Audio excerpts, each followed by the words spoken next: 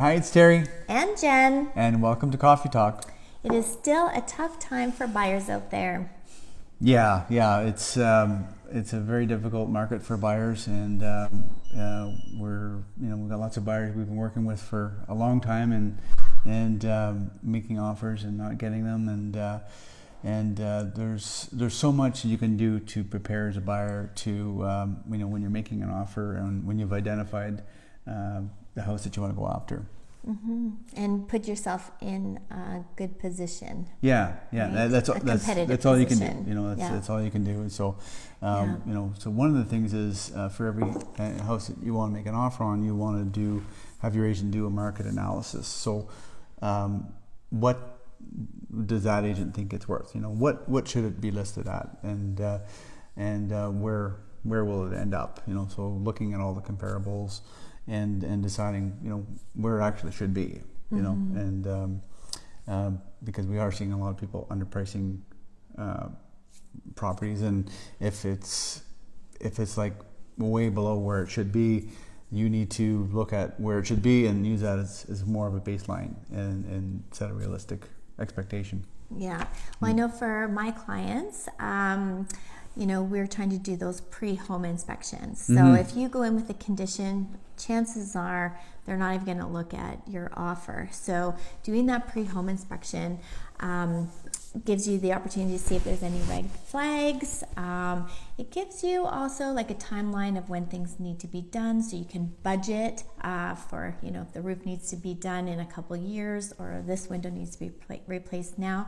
But it also helps you feel comfortable because you will be competing with other buyers. You're going to be going over asking, and it's going to make you feel more comfortable about the price that you're going in at. Mm-hmm. Mm-hmm.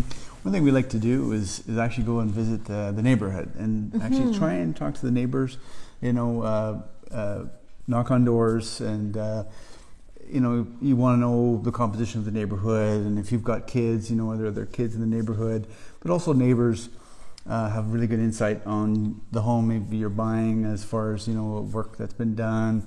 Have they seen any first general insurance restoration companies or digging up the foundation? So it's nice to identify that, and it's because you're going in with a lot less time to work with. You need to try and do more research if you can. Yeah. Another one is keeping in constant contact with your mortgage broker or who you're working with at the bank. Building that relationship, keeping that communication open. Things have to happen really fast. So making sure they have all your paperwork, making sure that if you have to go in with a financing condition, how many days can we tighten that up? Because long gone are the days where you can have 7 business days for financing. And so if you do need to put in that condition, if we can tighten up those days. So having those conversations, because you don't want to put in a no financing condition if you're not going to get the financing for it.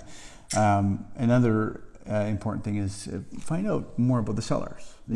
So you're preparing for your negotiation. So the more information you know about the sellers and why they're selling, when they want to move, what's really important to them. These are things that there's still a lot of negotiating to happen, and the more information you can find out, the better position you're going to be in as a buyer. Yeah. Okay. So here's one that I get asked all the time. They want to buy a new house, but they have a house to sell. What do they do first? What comes first? Yeah. The chicken or the egg. Every market is different, and when you're in this type of market, you don't want to be homeless. So I think you talk to your bank to say, okay, if I make an offer on a house and I still have my house, how long can we bridge that gap? But also what we do, and especially with our magazine, is we have lots of clients who are they're already in the magazine and they're out shopping, and we've already gone and taken pictures, done video, measurements. So the house is actually ready to go. Yeah. So when they find that perfect house, we can have that on the market tomorrow. Yeah. So they make an offer, and in this market, we can have their household in 10 days and firmed up, and so they could feel good about making an offer, knowing that their house is ready to go. So that's in years past we'd say, oh no, you got to sell your house first, then go shopping. Yeah. But you can't do that now because you could be left homeless with the tight inventory that we're in. So yeah. Anyway, there's thanks for joining us today. Yeah. Thanks, and have a great day. Yeah, and if you have any questions that you'd like to ask us about real estate or the market, send those questions to info@theaimsteam.ca. Bye. Bye.